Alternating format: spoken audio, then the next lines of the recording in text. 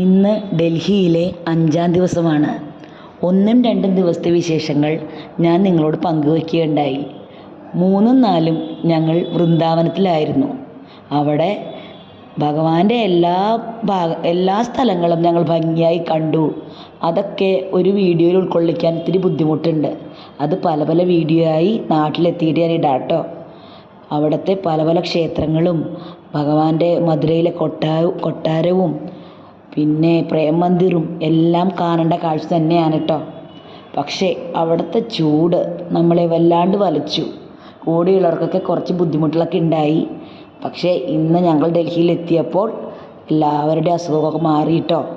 ഞങ്ങൾ ശരിക്കും പറഞ്ഞാൽ വൃന്ദാവനിൽ ലാസ്റ്റ് ഡേ ആയപ്പോഴത്തേക്കും ചൂട് ഞങ്ങളെ വല്ലാണ്ട് ബുദ്ധിമുട്ടിച്ചു. എന്നാലും ഭഗവാന്റെ സ്ഥലങ്ങളൊക്കെ കണ്ടപ്പോൾ മനസ്സിനും കണ്ണിനും പുണ്യം. അത് വാക്കുകൾ കൊണ്ടും ക്യാമറ കണ്ണുകൊണ്ടും നമുക്ക് വർണ്ണിക്കാൻ സാധ്യമല്ല. ഇന്ന് ഞങ്ങൾ ഡൽഹിയിലെത്തിയിട്ട് ആദ്യം പോയത് അക്ഷർധാം മന്ദിറിലാണ്. വൃന്ദാവനിൽ നിന്ന് വരുന്ന വഴിക്ക് തന്നെ അക്ഷർധാം മന്ദിറിൽ കയറി. വൈകുന്നേരം പോയി ലൈറ്റ് ഷോ കാണാനാണ് താല്പര്യമെങ്കിലും പരിമിതി മൂലം ഞങ്ങൾക്കത് സാധിച്ചില്ല. അതുകൊണ്ട് വൃന്ദാവനിൽ നിന്ന് വരുന്ന ദിവസം തന്നെ വന്ന വഴി ഞങ്ങൾ അക്ഷർധാം മന്ദിറിൽ കയറി കേട്ടോ. അവിടെ മൊബൈലും ഒന്നും അലൗഡ് അല്ല. വമ്പിച്ച സുരക്ഷാ ക്രമീകരണം കൊണ്ട് നമുക്ക് ഉള്ളിൽ കയറാൻ സാധിക്കുകയുള്ളൂ. അമ്പലം ഒന്ന് കാണേണ്ട കാഴ്ച തന്നെയാണ്.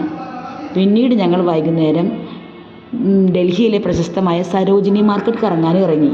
നാളെ തിങ്കളാഴ്ച മുടക്കായത് കാരണമാണ് വൈകുന്നേരം ഞങ്ങൾ ഷോപ്പിങ്ങിന് ഇറങ്ങിയത്.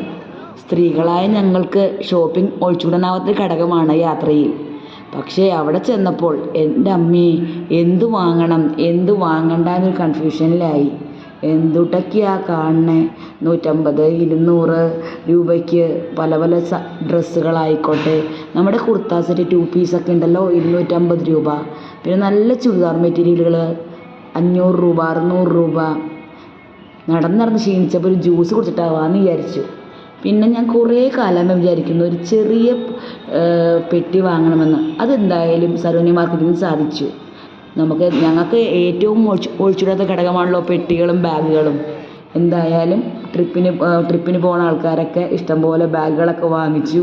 റൂമുകളിലെത്തി. അതൊക്കെ കാണുന്ന തിരക്കാണ് കേട്ടോ. എനിക്ക് 500 രൂപയ്ക്ക് കിട്ടി. നിനക്ക് എത്ര രൂപയ്ക്ക് കിട്ടി? 300 രൂപയ്ക്കോ? അങ്ങനെ പല പല വർത്തമാനങ്ങളാണ്.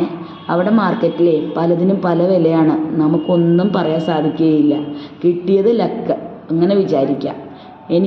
എനിക്ക് കിട്ടിയ ചെറിയ പെട്ടിക്ക് 1200 രൂപയാണ്. അത് നല്ലൊരു റേറ്റാണെന്ന് എനിക്ക് തോന്നിയത്.